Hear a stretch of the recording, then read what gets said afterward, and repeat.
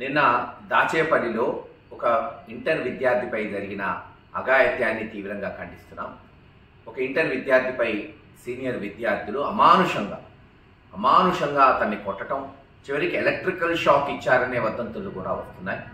ఇటువంటి ఘటన పునరావృతం కాకుండా ఈ ప్రభుత్వం చర్యలు చేపట్టాలి. ఎందుకంటే విద్యాశాఖ మంత్రి లోకేష్ గారు ఆయన శాఖ తప్పితే మిగతా అన్ని శాఖలు చూస్తున్నాడు. ఆ శాఖలో ఏం జరుగుతుందో ఎవరికి అర్థం కావట్లేదు.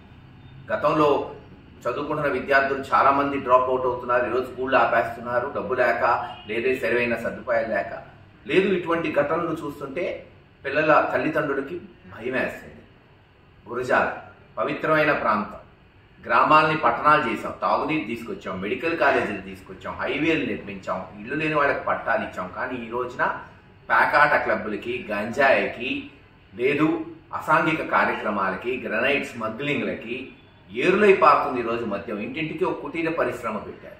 ఇటువంటి వాటికి అది మరి గురజాల ఈరోజు ప్రసిద్ధిగా అనుస్తుంది. దురదృష్టకరం. తక్షణమే చర్యలు చేపట్టాలి. అంతేకాదు, చాలా వదంతులు ఉన్నాయి ఆ కొట్టిన విద్యార్థుల మీద. వాళ్ళని తక్షణమే టెస్టులు చేయించి అసలు ఏం జరుగుతుంది గురజాలలో, ఎందుకంటే మనం వాళ్ళ పేర్లు ఎత్తటం కానీ వాళ్ళ కుటుంబాలకు హాని కలిగించటం కాదు. మరొకసారి ఇటువంటి ఘటనలు పునరావృతం కాకుండా యాక్షన్ తీసుకోవాలి పోలీసులు. కేవలం ఏదో ఇది ప్రేమ కథనో ఇంకో దాని వల్ల ఘటన జరిగిందనో చేతులు దులుపుకుంటే కుదరదు. దయచేసి పోలీసులు కఠినంగా వ్యవహరించాలి. ఎందుకంటే ఈరోజు చూస్తున్నాం పోలీసు వ్యవస్థ అంటే అక్కడున్న సగం మంది సిఐలు, ఎస్ఐలు కేవలం తెలుగుదేశం నాయకులకి వంట పాడే వాళ్ళు తప్పితే పనికొచ్చేటట్టు కనపడట్లా. అందుకే నికార్సైన పోలీసు ఉంటే లా అండ్ ఆర్డర్ని మరి చట్టపరంగా చర్యలు చేపడితే భయం ఉంటుంది ప్రజల్లో. ఇటువంటి ఘటనలు పునరావృతం కావు.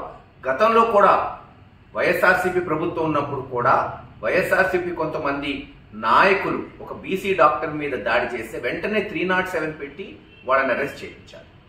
లా అండ్ ఆర్డర్ కంట్రోల్ తీసుకొచ్చాం.